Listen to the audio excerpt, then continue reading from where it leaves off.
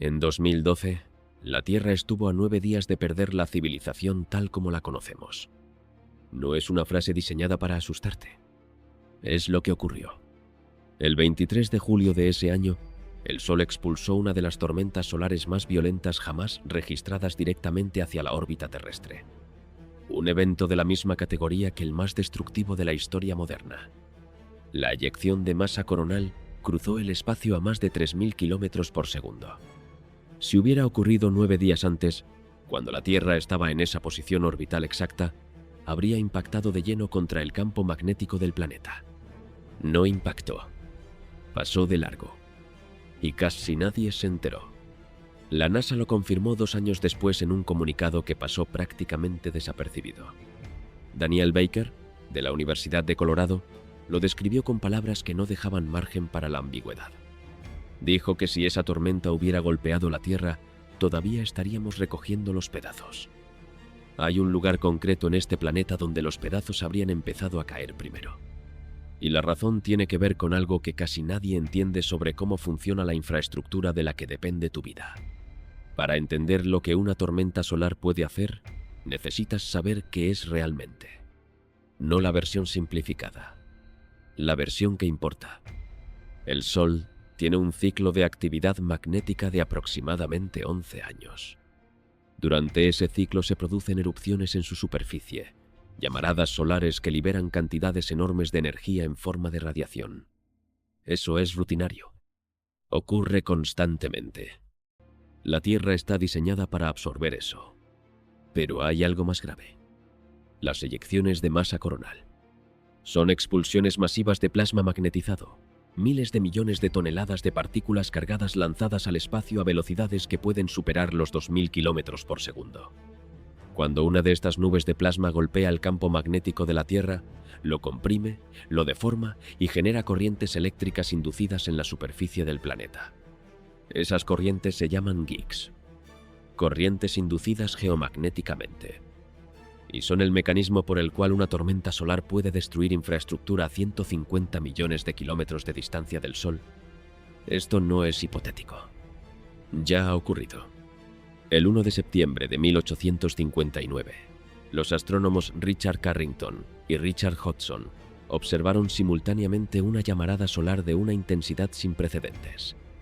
17 horas después, la eyección de masa coronal asociada alcanzó la Tierra. Lo normal es que esas nubes tarden entre 2 y 4 días en llegar. Esta lo hizo en menos de 18 horas, lo que implica una velocidad que todavía hoy es difícil de modelar con precisión. Lo que ocurrió en las horas siguientes está documentado en archivos telegráficos de todo el mundo. Las líneas de telégrafo se incendiaron. Los operadores recibieron descargas eléctricas al tocar sus equipos. Algunos sistemas siguieron funcionando después de ser desconectados de sus baterías, alimentados exclusivamente por las corrientes inducidas en los cables. Auroras boreales fueron visibles en latitudes tan bajas como Cuba, Colombia y Hawái. En 1859, la infraestructura eléctrica del planeta era un puñado de líneas de telégrafo.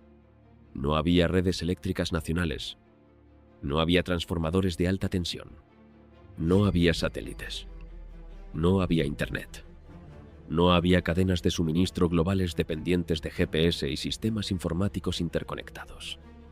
Y aún así, el evento Carrington dañó la infraestructura más avanzada que existía en ese momento. La pregunta que surge es obvia. ¿Qué pasaría si un evento de esa magnitud ocurriera hoy? Y aquí es donde la historia deja de ser una curiosidad científica y se convierte en algo que te afecta directamente. Empecemos por lo que colapsa primero. Los transformadores de alta tensión son los componentes centrales de toda red eléctrica moderna.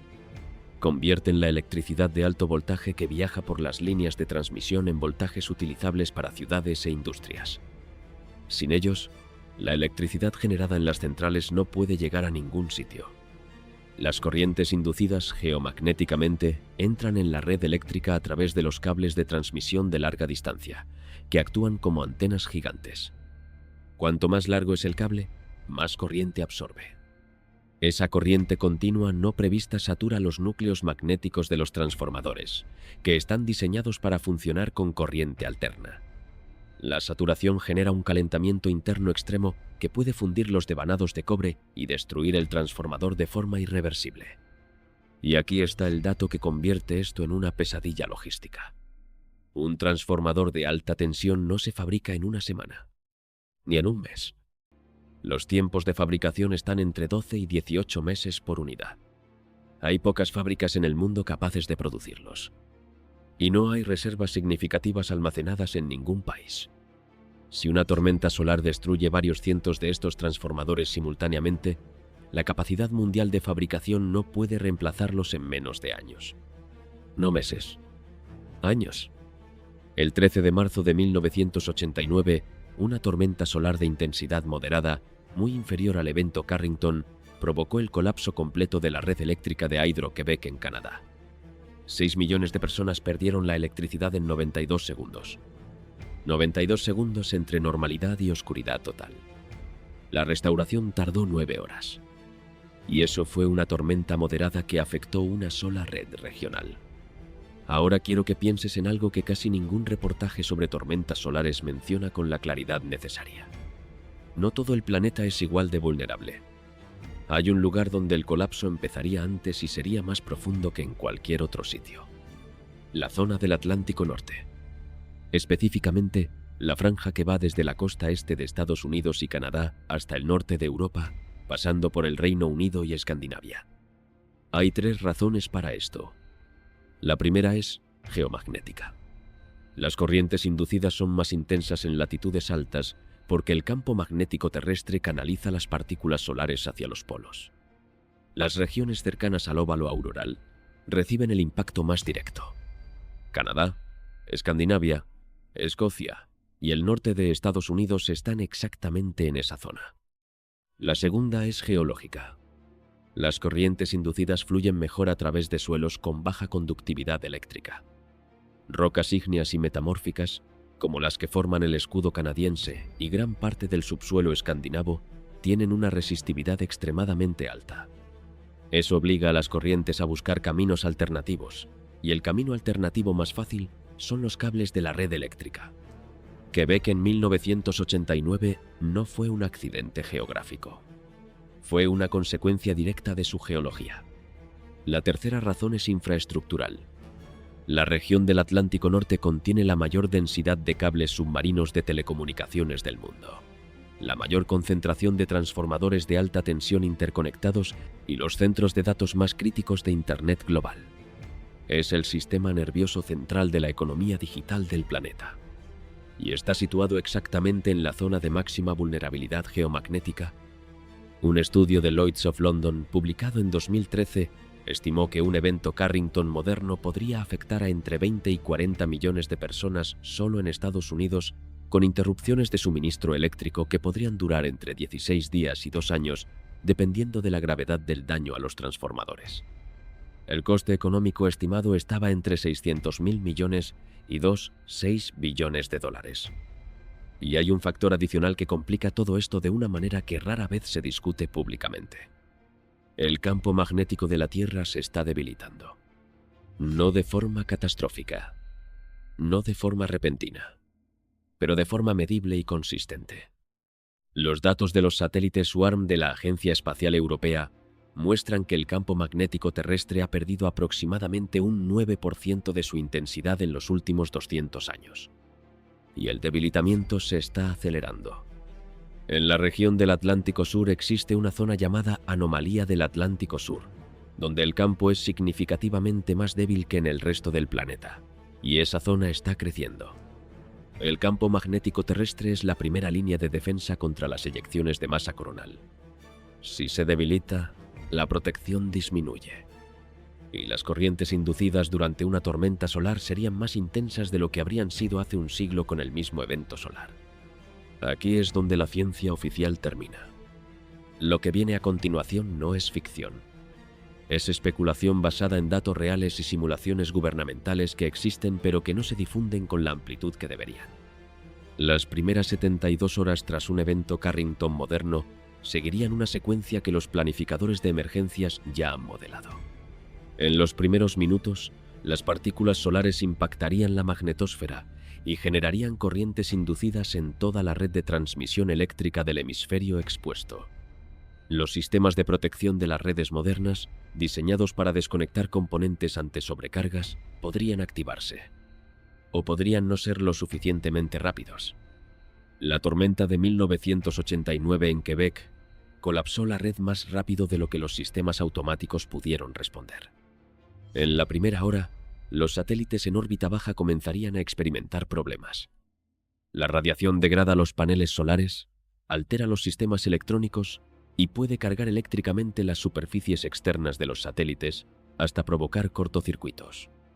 Los satélites GPS serían de los primeros afectados. Y sin GPS no solo pierdes la navegación de tu teléfono, pierdes la sincronización temporal de las redes de telecomunicaciones, de las transacciones financieras y de los sistemas de control del tráfico aéreo. En las primeras 6 horas, las regiones del Atlántico Norte que hubieran perdido transformadores estarían sin electricidad. Sin electricidad no hay bombas de agua. Sin bombas de agua no hay agua corriente en edificios por encima de cierta altura. Sin electricidad no hay refrigeración. Sin refrigeración, los alimentos perecederos en supermercados y almacenes tienen un plazo de vida de horas. En las primeras 72 horas, la cadena de suministro empezaría a fracturarse. Los camiones que transportan alimentos y combustible dependen de GPS para sus rutas y de estaciones de servicio que dependen de electricidad para bombear gasolina. Los hospitales tienen generadores de emergencia, pero esos generadores funcionan con combustible que necesita ser reabastecido por camiones que no pueden operar sin la infraestructura que acaba de colapsar. Quiero ser preciso aquí. No estoy diciendo que esto vaya a ocurrir mañana.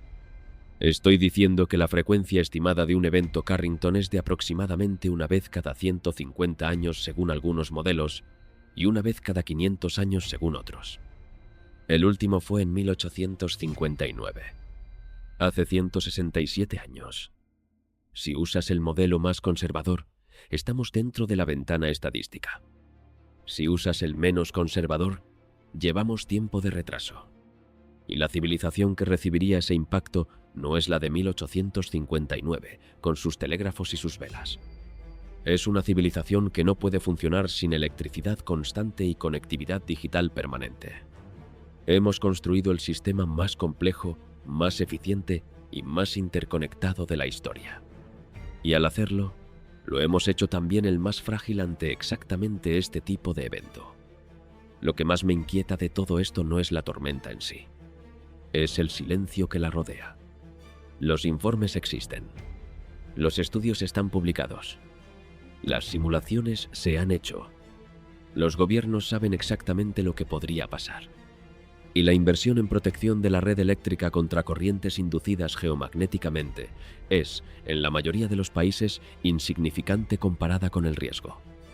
No porque no les importe, sino porque es difícil justificar miles de millones en protección contra un evento que podría no ocurrir en la vida de ningún político que tome esa decisión.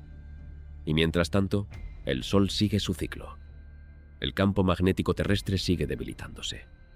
Y la infraestructura de la que depende tu comida, tu agua, tu calefacción, tu comunicación y tu dinero sigue tan expuesta como estaba ayer. La pregunta que te dejo no es si habrá otra tormenta Carrington. La habrá. Es cuestión de cuándo, no de si. La pregunta es si cuando ocurra, alguien habrá hecho algo al respecto. O si seguiremos exactamente como estamos ahora, confiando en que el próximo ciclo solar será tranquilo, en que las estadísticas jugarán a nuestro favor una vez más, en que los 9 días de margen que tuvimos en 2012 se repetirán la próxima vez. Porque la próxima vez, esos 9 días podrían ser 0.